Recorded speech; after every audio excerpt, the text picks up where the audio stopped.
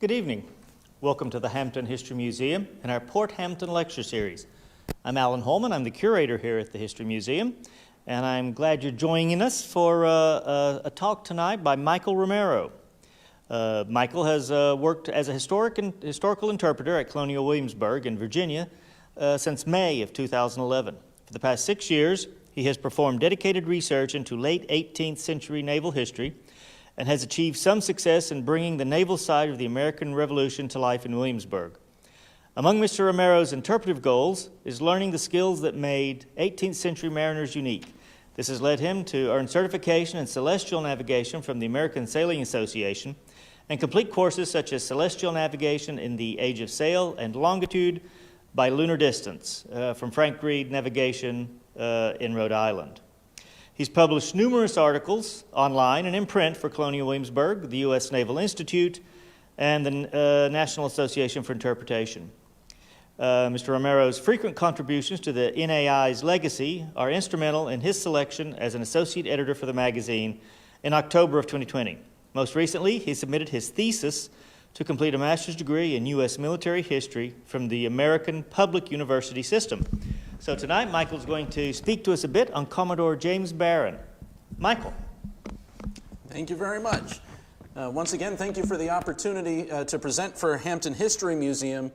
Before I jump into the paper itself, I just want to point out that the research into this Commodore James Barron grew out of my interest in Virginia's Revolutionary War Navy, where his father, Commodore James Barron the Elder, served as the third Commodore of that service. He served in that position from 1780 until 1787, and my research into James the Elder led me to biographical materials on his two sons, Samuel and James the Younger, both of whom went on to become Commodores in the United States Navy of the 1790s.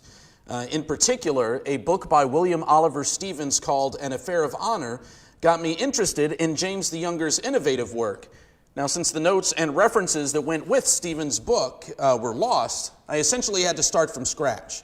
This presentation comes from the master's thesis that I completed this past summer, and I hope you'll agree that I uncovered some fascinating bits of history. Now, to begin with, little has been written about Commodore James Barron of the U.S. Navy. This is partly because most of his career was spent in the background performing routine duties, while other officers such as Thomas Truxton and Stephen Decatur Jr. snatched up the rare opportunities for personal glory during early conflicts with France and Tripoli. Barron was also at the center of two unfortunate moments in early American naval history. He was the ranking American officer president at the infamous Chesapeake-Leopard Affair of 1807 and killed the Navy's most popular hero of the day in a duel 13 years later.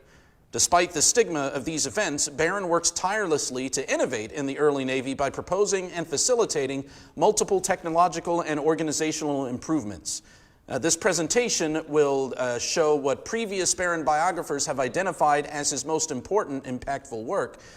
First off, an early book on naval signals, invention of a shipboard ventilator, design of a steam-powered prowl ship for river and harbor defense, and his support of Professor William Chauvenet's reforms to the Philadelphia Naval School in the early 1840s. Now, how James Barron, who was born in 1768, came by his innovative spirit is a mystery.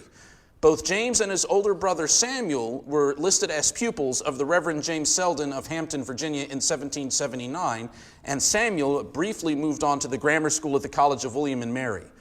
Formal schooling for both was cut short by their Revolutionary War service in the Virginia Navy, where their father once again served as Commodore from 1780 to 1787. Both brothers eventually became merchant captains after the Revolution, then joined the newly established United States Navy in the 1790s. James's tendency to tinker was established at least as early as 1798 when he joined the frigate United States as a lieutenant. Barron was repeatedly laughed at in the wardroom for his propensity to think up better ways of doing things. Lieutenant Barron achieved a measure of notoriety when he planned and led the re-rigging of the United States as a storm raged around them in October 1798, preserving the ship from severe damage. Around the same time, Barron volunteered to produce a signal book for the young Navy with the encouragement of Secretary of the Navy Benjamin Stoddert. Secretary Stoddard eventually wrote to President John Adams that Lieutenant Barron is represented by Commodore John Barry and indeed by every officer in the Navy with whom I have communicated on the subject as one of the best officers in the service. Barron was promoted to captain on 29 June of 1799 and initially remained aboard the United States as Commodore Barry's second in command.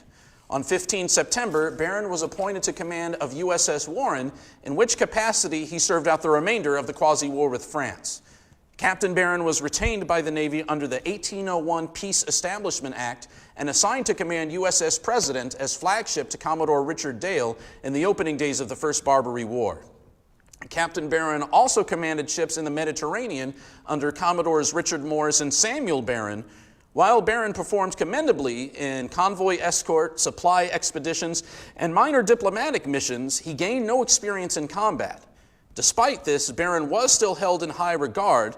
He superintended the construction of several gunboats between Mediterranean tours and was consulted by Secretary of the Navy Robert Smith on the feasibility of deploying gunboats on the Ohio River. Barron's career did take an unfortunate turn in 1807. On 15 May, he was appointed Commodore of the Navy Squadron in the Mediterranean, commanding from the frigate Chesapeake. On 22 June, Chesapeake departed from Hampton Roads, Virginia, her decks heavily cluttered with stores, passengers, and crewmen recovering from illness. She was stopped by the British warship Leopard, and after Commodore Barron refused to muster his crew and allow the British to search for alleged deserters, Leopard opened fire.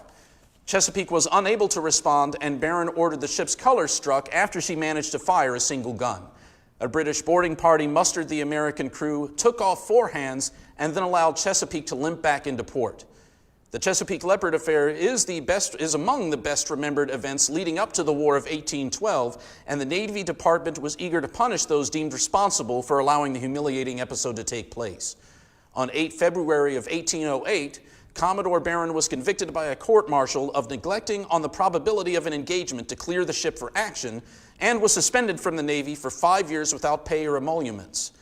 Barron returned to the merchant service but was caught abroad as captain of the merchantman Portia by the outbreak of the War of 1812.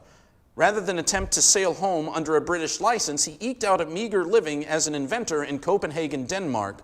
Once his suspension from the Navy ended in 1813, Barron wrote to the Navy Department from Copenhagen seeking active employment, but never received any response. Barron sold numerous patents at Denmark and did the same in the United States when he was finally able to return in 1818. Unfortunately, Barron's return to active service was opposed by the Board of Naval Commissioners, including Captain Stephen Decatur, Jr., a hero of the war with Tripoli and later of 1812. Based on Barron's long absence from the United States even after the war ended and allegations that he had sailed under a British license and spoken unfavorably of the American government to foreign diplomats, Decatur felt that Barron should never be readmitted to the service. A series of increasingly confrontational letters passed between Barron and Decatur through the second half of 1819, during which Barron was offered no public hearing or forum to respond to the allegations against him. On 24 January 1820, Decatur formally accepted Barron's challenge to a duel, which was fought at Bladensburg, Maryland on the 22nd of March. Barron was severely wounded in the hip, but Decatur was killed from his wounds. The correspondence leading up to the duel was published soon after and helped bring about a court of inquiry regarding Barron's past conduct. On 14 July of 1821, a court determined that most allegations against Barron were baseless, but his long absence during and after the War of 1812 was considered contrary to his duty as an officer in the Navy of the United States. Despite the rebuke inherent in the ruling, there remained no further official impediment to Barron returning to duty. He remained a less than popular figure in the Navy, though, and was not given an assignment for several more years. Beginning in August of 1824, Barron served 2 non-consecutive tours in command of the Philadelphia Naval Yard and one commanding that at Gosport, Virginia. In November of 1828, Barron was offered command of the U.S. Navy's Pacific Squadron, which he turned down to press for land bounties still owed to his family for their Revolutionary War service. His final assignment was as governor of the Philadelphia Naval Asylum from 1842 from 1842 to 1843. It was during these years ashore that Commodore Barron undertook most of the innovative work on which this paper treats.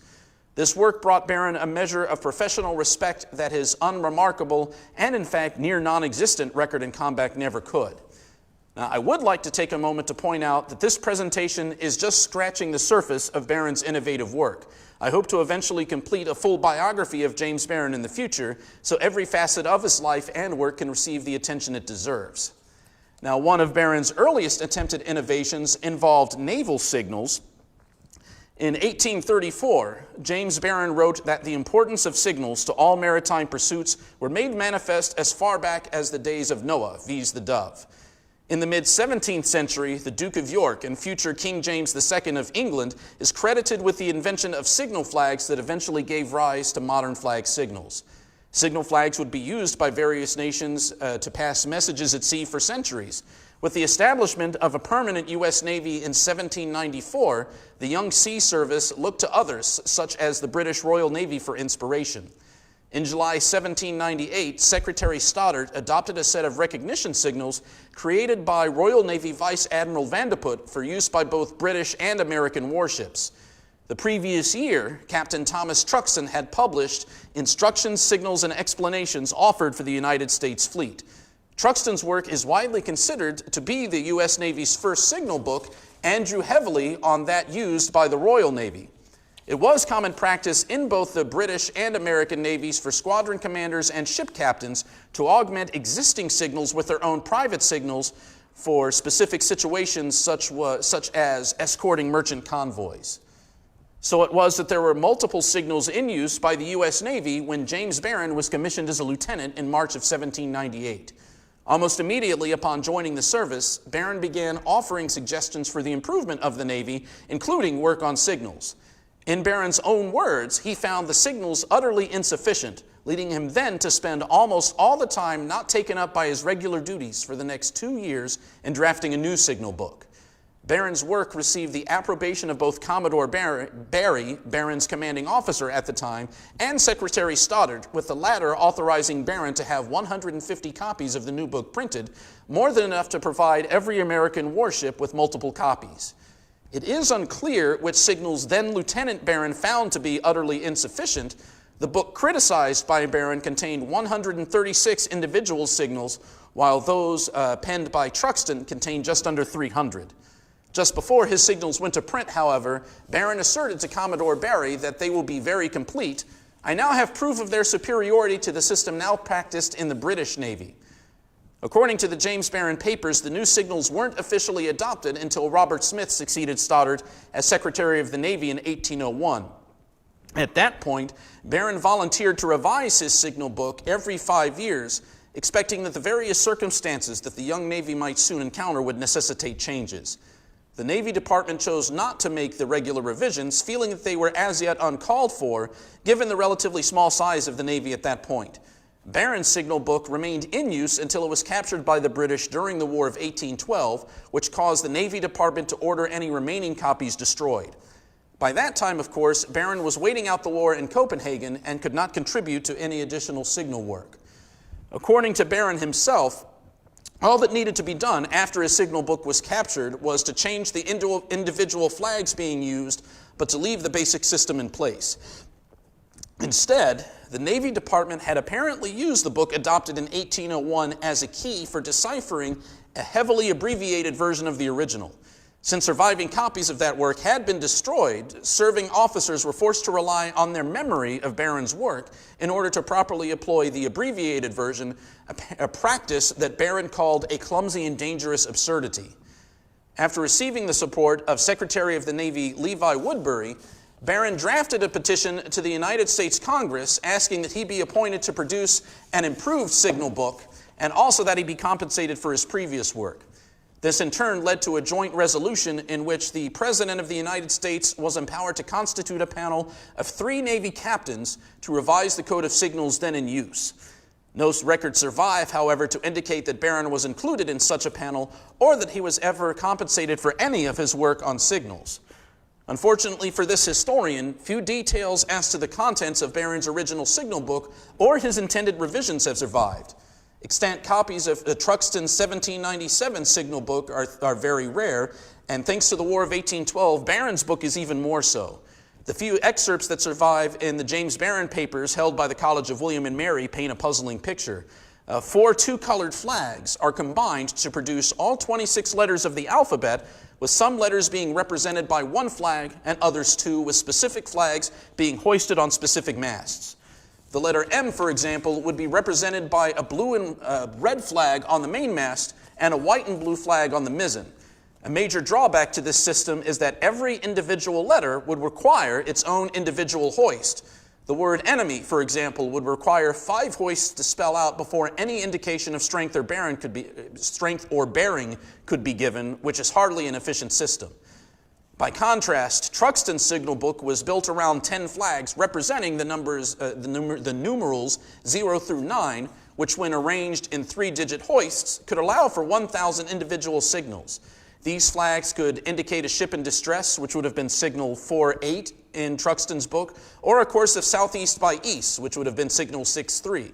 And this is all done with a simple 2-flag hoist. It's entirely possible that Barron intended his own signals to be the basis of a dictionary system similar to Truxton's, but with so little surviving documentation, such an assertion is impossible to support, nor can I even determine what, if any, improvement Barron's signals offered over those already in use. What a study of Barron's work on signals does offer is an indication of how James Barron strove to improve the early U.S. Navy from his first days in the service. Now, also likely brought about during Barron's early career was his work on shipboard ventilation. During the age of sail, preserving the health of hundreds of men packed together aboard ship was a Herculean task that bordered on the impossible. On the 4-year circumnavigation that brought George Anson fame and fortune in the 1740s, for example, several of his ships lost 60 to 75% of their crews to scurvy. A Virginia newspaper reported in 1773 that a mere 1,500 British seamen had been killed in combat during the 7 Years' War, while the amazing number of those dead of diseases amounts to 133,708. More than half of those deaths were attributed to scurvy as well.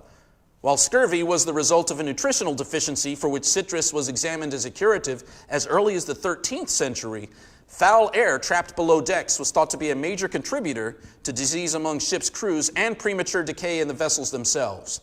Foreshadowing what would be presented in the Virginia Gazette years later, Samuel Sutton wrote in his historical account for a new method for extracting the foul air out of ships that it is universally acknowledged that more British seamen have lately died in America, meaning the events of the War for the Austrian Succession, for want of good air than were killed by the Spaniards themselves.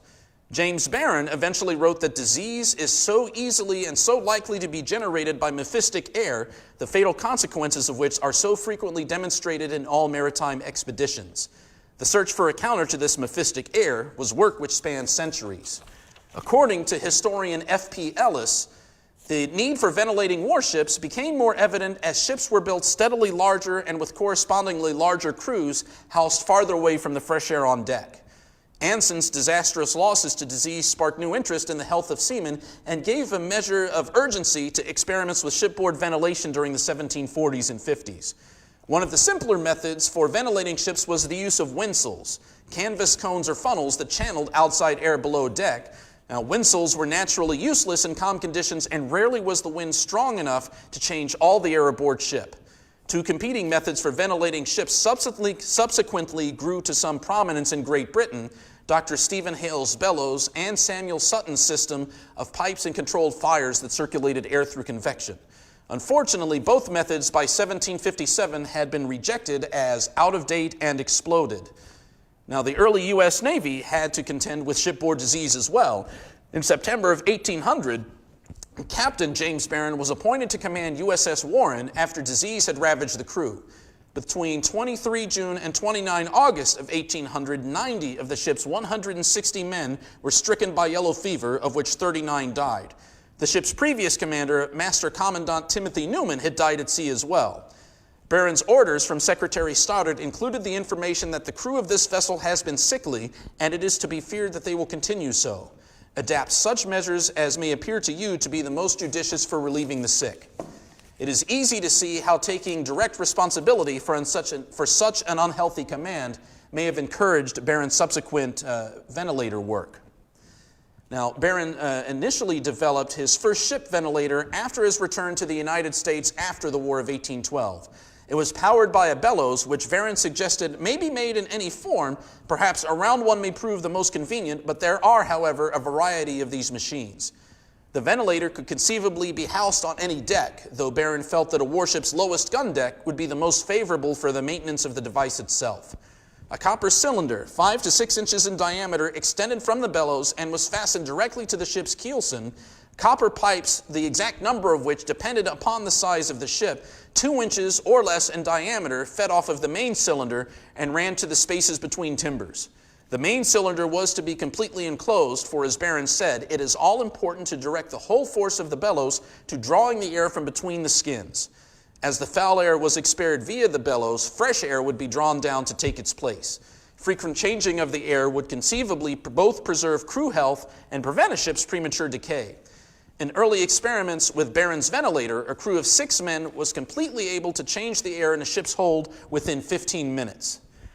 By March of 1824, Barron's ventilator concept had received enough attention that the Board of Navy Commissioners ordered it installed aboard the 18-gun USS Hornet, then outfitting at Gosport, Virginia.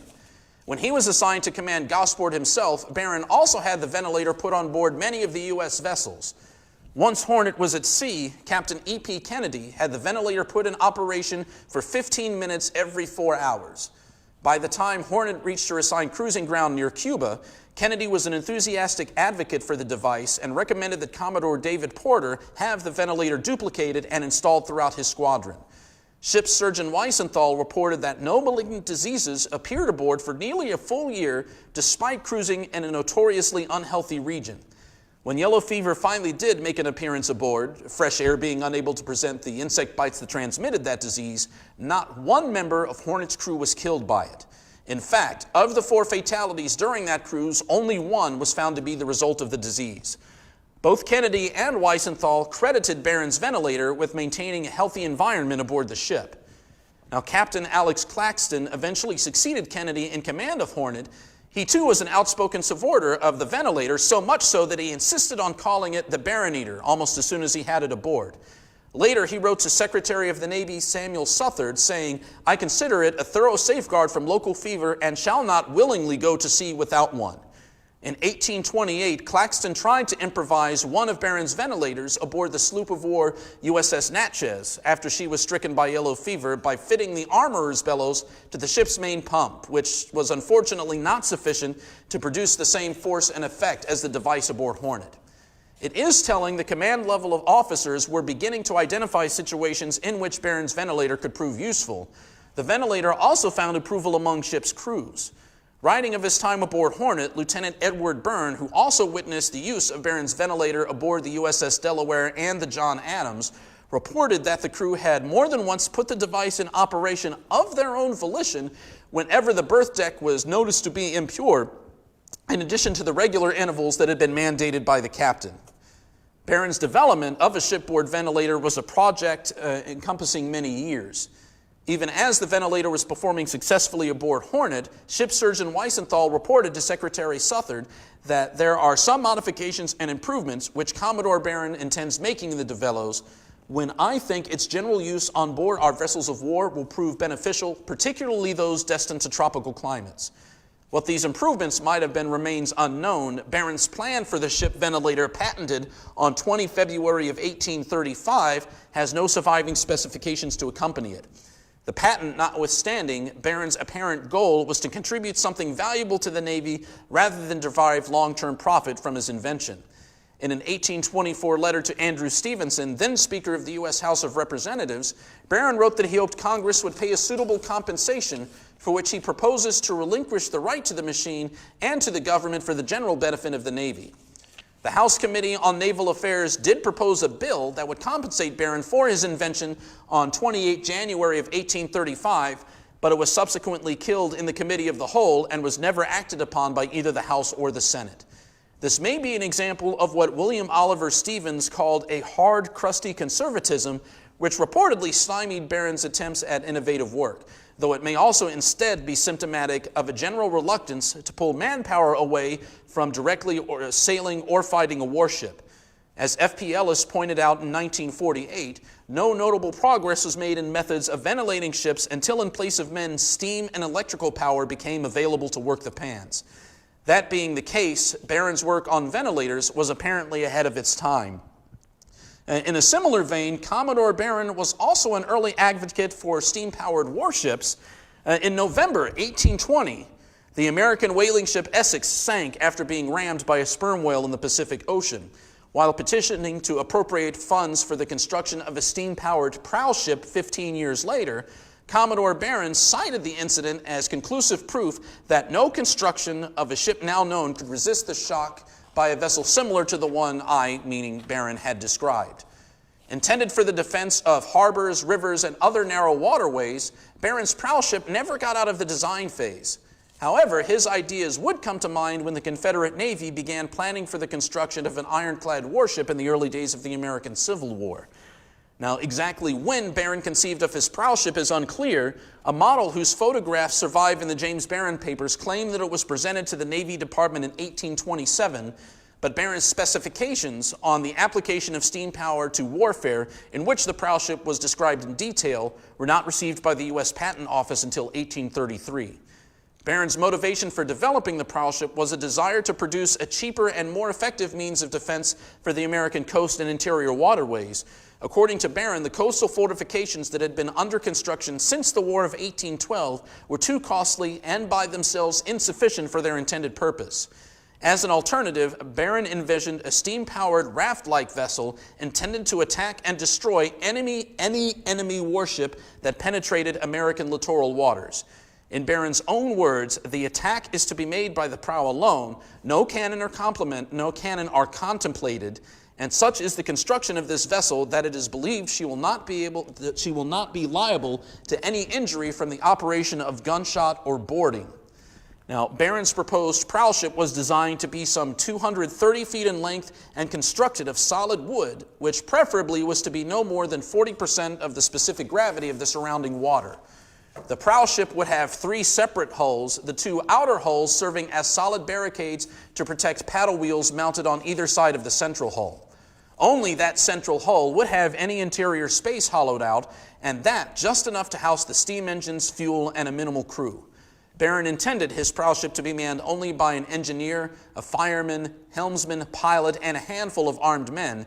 Each of the outer hulls would be 20 to 30 feet thick, solid wood, more than enough to withstand any solid shot fired by cannon. A solid deck of 2-foot square logs would cover the hull, which Barron calculated to be thick enough to resist plunging shot or mortar fire directed from above. The prowl ship's upper works would project only 6 to 8 feet above the waterline. Now, the prowl ship was named for a pyramidal prow built into the forwardmost 50 feet of the central hull. That prow was to be constructed again of 2-foot square logs of the hardest woods available, such as oak or hickory, and designed to penetrate an enemy hull from as much as 3 feet above to 8 feet below the waterline, and was to be rounded to no less than 3 foot across at the point. The sides of the prow were to be sheathed in overlapping iron plate to give it a serrated saw-like edge. The plates would be approximately 6 inches thick on the sides and up to 20 inches thick at the point. The pyramid shape was designed to cause a progressively larger breach the deeper it penetrated an enemy hull, while allowing it to be easily disengaged when the prowl ship reversed. 3 steam engines were to be housed in the central hull, capable of propelling the vessel at speeds of up to 10 knots. Ideally, according to Barron, the object of this vessel is to destroy men of war by running into them with such impetuosity as to break open their sides sufficiently to admit water in such quantity suddenly as would defy all possible efforts to prevent immediate sinking. Now, the prowl ship was never meant to engage enemy warships on the open ocean, but to attack vessels blockading rivers and harbors or taking shelter from foul weather. Steam propulsion would allow the prowl ship to travel at a constant velocity regardless of wind conditions, and also choose its angle of attack to best avoid any retaliatory fire. Whether an enemy vessel was destroyed or driven off station, Barron's prowl ship could claim victory. By the end of 1833, Barron had allowed prominent naval officers and civilian engineers to examine his model and conceptual notes, all of whom responded favorably to the design. By that point, Barron was ready to ask Secretary Levi Woodbury for permission and a referral to Congress so he might petition for an appropriation of funds to build a test ship. In February 1835, Barron met with the Committee on Naval Affairs to present his design, but didn't get far. He wrote that the great excitement on matters of importance prevented the committee, I suppose, from giving that attention to the subject they thought it proper, and consequently no decision was made. Barron nonetheless continued to gather support for his prowship within the Navy. He had already hosted the Board of Naval Commissioners in Philadelphia during the summer of 1834, and that autumn, Barron exchanged letters with Commodore Charles Stewart. After examining the model and design notes, Stewart predicted that the prowship would produce immense effects during wartime, both in destroying enemy vessels and in driving them away from protected waters. Other naval officers and engineers studied Barron's concept, declaring that it was indeed within the power of steam, and by the beginning of 1836, the Committee of Naval Affairs had more to say on the prowship. Congressman Henry A. Wise presented a bill appropriating up to $75,000 for construction of a prototype. Much to Barron's frustration, the bill was defeated in the House and a prowship was never constructed. Barron's subsequent appeal for intervention by President Andrew Jackson on the grounds that he had been subjected to an unnatural and cruel degree of persecution likewise came to naught. This came along with a personal appeal that Barron be granted a seagoing command. At this time in the mid-1830s, diplomatic relations between France and the United States were breaking down and war seemed imminent. Unfortunately, a month after Barron sent his petition to President Jackson, the British volunteered to mediate between France and the United States, and tensions quickly wound back down. Now, a quarter century later, the burgeoning Confederate Navy grasped for any advantage it could employ against the much larger and better equipped United States Navy. Following the destruction of the Gosport Navy Yard by Union forces in 1861, Henry Wise wrote to General Robert E. Lee, commanding Virginia's state forces.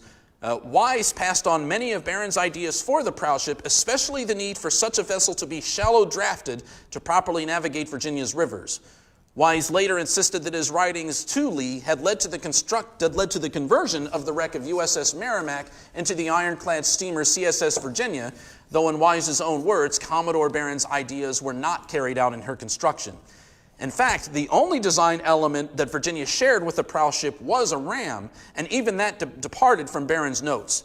Rather than a pyramidal prow that extended far enough into a ship's structure to be bolted to the keel itself, Virginia's ram was fastened to the bow and inclined upwards from the lower edge.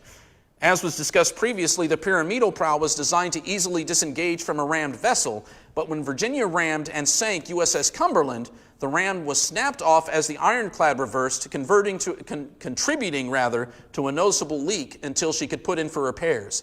It's impossible to say if Barron's pyramidal prow would have withstood the ramming and remained in good enough condition for use afterwards. Certainly, circumstances demonstrated the wisdom of arming Virginia with guns as well as ram, something Barron had not envisioned for his own prowship. Quite likely, the biggest impediment to Barron's work on the prowship was that the U.S. Navy of the 1830s simply wasn't interested in extensive experimentation, as historian David Mindell put it, in full technological retreat. While steam propulsion and screw propellers were slowly introduced aboard American warships, these vessels, such as the USS Merrimack, were still equipped with full sailing rigs. Even in the 1860s, the U.S. Navy would only innovate if circumstances required it. USS Monitor, for example, the Navy's first ironclad, was designed and launched only intending to serve as a direct counter to the Confederate Virginia. Working with the more primitive steam engines of the 1830s and bulky paddle wheels instead of screw propellers, the odds of convincing the Navy to adopt his prowship were stacked against Barron from the start. Now, such aggravations aside, Barron did have a positive impact on naval education in the early 1840s, though in this case he was more of a facilitator than a direct innovator. It was long a common axiom in sailing navies throughout the world that the best place for a future naval officer to learn his profession was aboard an active warship at sea. Larger medium-sized ships such as the early U.S. Navy's 44-gun frigates suited this purpose best. They could be expected to cruise to foreign stations, experience a wide variety of conditions at sea, and typically had a larger corps of commissioned officers for midshipmen to learn from. In a letter written to Secretary of War Samuel Dexter on the 25th of July, 1800, President John Adams wrote with praise about the cruise of the USS Boston, during which 30 persons had been taught navigation and other sciences connected with the naval service. It was the President's desire that there be, quote, a school on board every frigate. I wish that you may easily find teachers. What think you of Captain Barron for one? Now, whether Adams was referring to James or Samuel Barron is unclear. Certainly any officer with the wherewithal to spontaneously re-rig a frigate during a storm, as James had done, could offer much as an instructor of seamanship. Now, in the early days of the U.S. Navy, midshipmen served a minimum of 3 years, gaining practical experience at sea, and then faced an examination by a panel of senior officers which determined if they would be promoted to lieutenant. These examinations concentrated on seamanship and navigation, but specific content was determined by the individual examiners. For questions on navigation, midshipmen were treated relatively leniently. When it came to seamanship, however, the midshipman was relentlessly peppered with increasingly calamitous questions. Midshipmen found assistance in popular textbooks, such as the 1802 edition of Kirby's Improved Practical Navigator, which frequently included chapters of common exam questions in which the textbook claimed that it is presumed that the young candidate will be at no loss upon his ordeal if he make himself the master of the following questions and answers. A major drawback to this system was that it encouraged rote memorization of specific answers rather than a working knowledge of the principles behind them. Beginning in 1825, schools were established at the U.S. Navy Yards in Boston, Massachusetts, Gosport, Virginia, and Brooklyn, New York.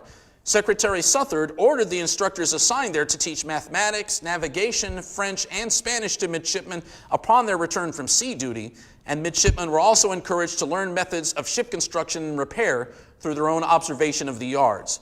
Interestingly, there was no definitive order for anyone to attend these schools until 1829. Even then, many midshipmen refused on the grounds that any associated travel expenses were typically disallowed by the government. The Navy Yard schools operated under the Navy Department's regular budget, but without any additional legal mandate, and never particularly effective to begin with. The schools steadily declined in quality until they were closed in 1839.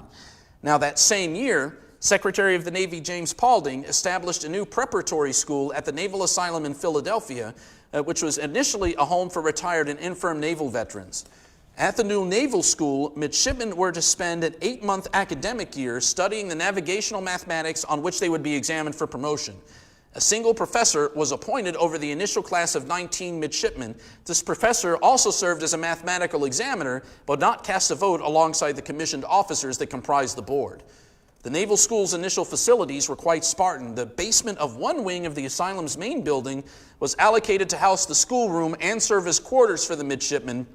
Professor William Chauvenet joined the naval school in April 1842, at which time he declared that the time of study was too brief and the subjects too limited in range to suffice for the proper education of a naval officer. The Philadelphia Naval School at first offered little improvement over the Navy Yard schools it had replaced. Now, Commodore Barron became governor of the Naval Asylum in 1842, giving him authority over the naval school as well. Discipline among the midshipmen was constantly problematic, no doubt exacerbated by the minimalist facilities. Lectures were held, if not religiously attended, in one of the asylum's basement rooms with a small blackboard resting on the floor. The room was also equipped with 3 old sextants, 1 battered circle of reflection, and with which the average of 40 students at the time were expected to learn navigation and related mathematics. Under Barron's governorship, carpenters were continually at work making improvements to the naval asylum, adding skylights, partitioning larger spaces, and the like. Some of this work benefited the naval school spaces directly. On the 26th of October, 1842, for example, Barron's daily log reports that the carpenters were employed making tables for a map room used by the midshipmen. Barron also didn't hesitate to support multiple reforms to the naval school championed by Professor Chauvenet. A more rigorous course of mathematical recitations was implemented, including a ranking system that affected one's merit rolls during their examination for lieutenant. Barron granted Chauvenet the use of a large and well-lit room for the purpose, in stark contrast to the basement that had marked the school's beginnings. Commodore Barron likewise approved the professor's requisition for additional blackboards, sextants, marine chronometers, and other useful equipment. A grateful Chauvenet wrote that Barron did everything that could be done by a single officer to make so short a course of study effective and profitable. Chauvenet's efforts eventually bore fruit. 37 of the 46 midshipmen successfully passed the examination for lieutenant in June 1845, a much higher proportion than any previous year of the school's operation. Now, Barron relinquished command of the Philadelphia Naval Asylum in 1843 and lived in Norfolk, Virginia until his death in 1851. He was essentially retired when a new and expanded naval school was established at Fort Severn in Annapolis, Maryland. That first class of 50 midshipmen were instructed by 7 professors, including Chauvenet, in a variety of subjects similar to a course of study originally advocated by Chauvenet for the Philadelphia Naval School in an environment nurtured by James Barron. In July of 1847, Commander George Upshur, commanding at the new naval school, wrote Barron to ask how examinations had been conducted in Philadelphia, thereby hoping to gain Barron's input into Upshur's intended revision of that process at Annapolis. It is obvious that nearly 50 years after President referenced a Barron as a prospective instructor, that James Barron still had something to offer to the training of midshipmen. Now, to wrap up, Dr. Charles Long asserted that Barron's career emphasized naval engineering, which was important in an era of rapid technological change. Unfortunately for Barron, that era did not coincide with one in which the United States was committed to the growth of sea power. Barron's innovative work instead took place at a time when thoughts of manifest destiny drew Americans to the conquest and development of the continental interior. These circumstances, as much as any lingering unpopularity over the Chesapeake-Leopard Affair and the death of Decatur, would have been a major factor against Barron's work achieving any real prominence. And James Barron will never be remembered for stirring victories in combat, quite the opposite, in fact. However, his continuous work to make the Navy better contributed to the development of a sea service that has endured for more than 200 years. Now, thank you to everyone for listening this evening, and of course to Hampton History Museum again for allowing me to present. I'd be happy to take questions any of your viewers might have. All right, thank you, Michael. That was a wonderful presentation. I, quite frankly, had no idea that he was such an accomplished inventor. Mm-hmm. I was expecting a summary of the exploits of a sea captain, I guess, maybe, being uninformed. Yeah, and that was the thing of it. It's interesting. He was quite the technical officer. Well, certainly, and I imagine it was facilitated a bit after he returned to duty in the 1820s. All of the assignments he took were shore assignments. Right. So conceivably, there was more time to devote to things like technical innovation. Well, a couple of questions that came to my mind while you were speaking was... Oh, please. I found it interesting that the Navy that the Barron was in just after the turn of the 19th century, was a fairly small club. Can you speak to like the size and scale? It's a thing where everyone literally did know everyone else in the service. It really was. And before I get too far into it, there's a great book by Christopher McKee called A Gentlemanly and Honorable Profession that talks about the development of the Navy Officer Corps from 1794 till about 1815. But the thing of it was, in its early days, the U.S. Navy was very small to begin with. It was authorized by an act of Congress in 1794, which was signed by President George Washington. The only force that was authorized was 6 sailing frigates, and that was it. Mm-hmm. And construction was to be halted. This was all in response to depredations by the Barbary states. And there is a provision that if a peace treaty was struck before the ships were done, we're going to halt construction, save the money. And thanks to President Washington, he convinced Congress to allow construction on 3 of them to continue when a treaty was struck. But really, until the end of the War of 1812 and the Navy had proved itself against a real naval power, it was sort of catch as catch can as to whether the Navy was going to be in service. When Thomas Jefferson took over from John Adams, everyone thought, well, the Navy's going to be reduced. He's probably going to get rid of it entirely. And so it was just sort of an up and down. Do we really need a Navy? Do we just need coastal defenses like the Revenue Cutter Service, the precursor to the Coast Guard? And then finally, we went to war with a major European power and held our own until all of the British Navy came in and blockaded the coast. It proved that even a small Navy could be a somewhat viable force.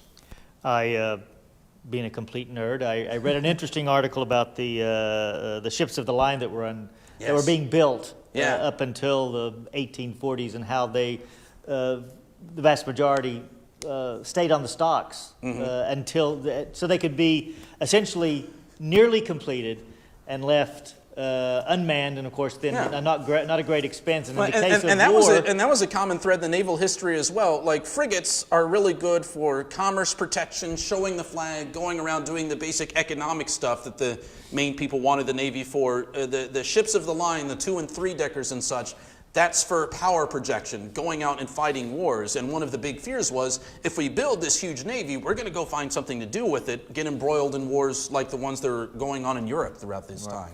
And of course, we now are unfamiliar with this idea that everything happens immediately, and you see it on the news, or the president makes a decision on an action that will be taken before dinner.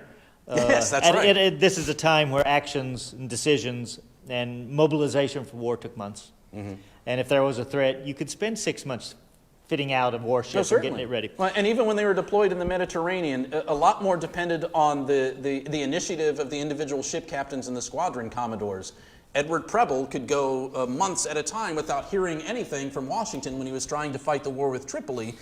So what's it they call it? Commander's intent. You were sent out with the basic policy. This is basically what we want you to accomplish it. How you actually do it is up to you. Write and let us know what happens, and we'll get back to you later. And of course, now with instant communication, it's completely different. It is quite a different world. A couple of questions from folks who are listening. Good. This speaks back to the ventilation system. Didn't Edward Preble also have a stove and grate system installed on the Constitution in 1802? Might Barron have known about that innovation? Probably so. And I speak to it more in the full master's thesis rather than the shorter presentation paper. Barron referred to a similar ventilator that had been used aboard the frigate United States, which he served on.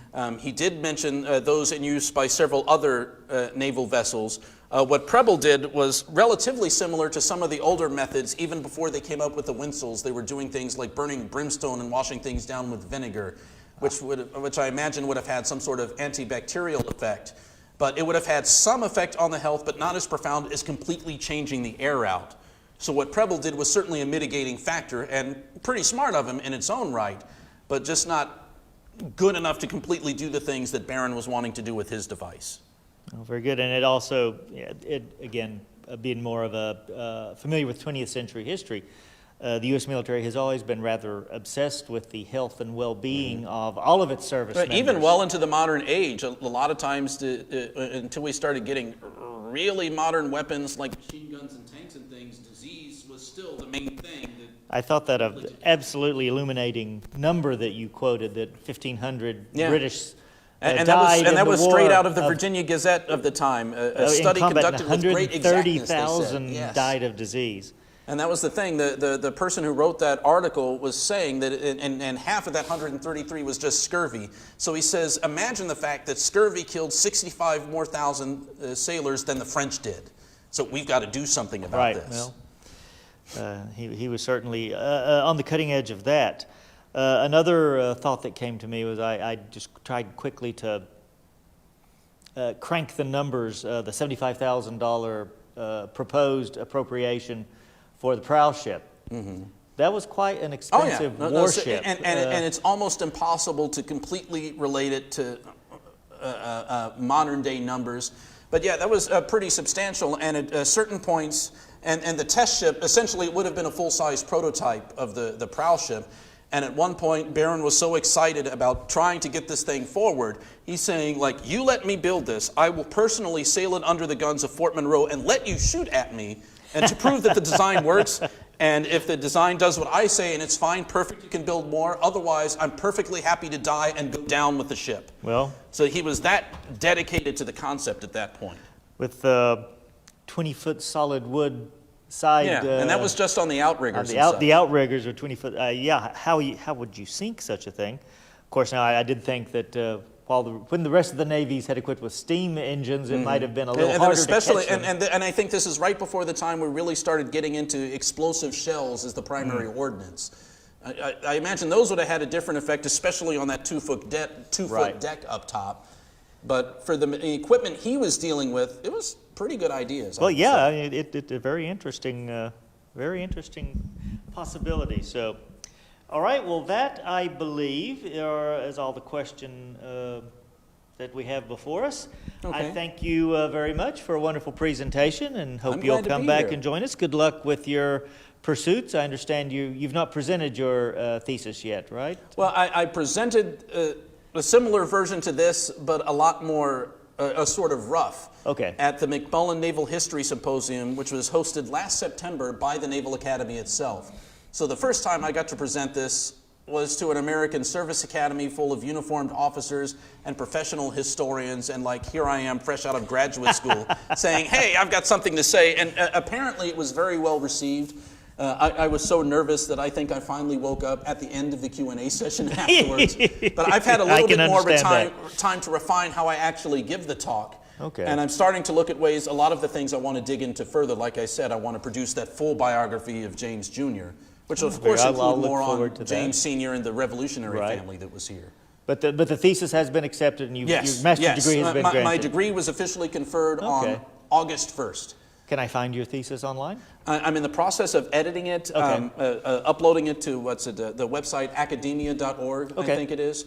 But here, I will, if I can drag it back, I'll go back to the first slide. So if anyone is interested, I included my email address on the very first slide. I'm more than happy to send that to you or to any one of your viewers who is interested in reading the full thing. Absolutely. If you have further questions, just contact us through our Facebook page, and we will forward any questions onto Michael. So that being, I believe, the last of our questions. Michael, thank you very much Thank you again. very much for having me.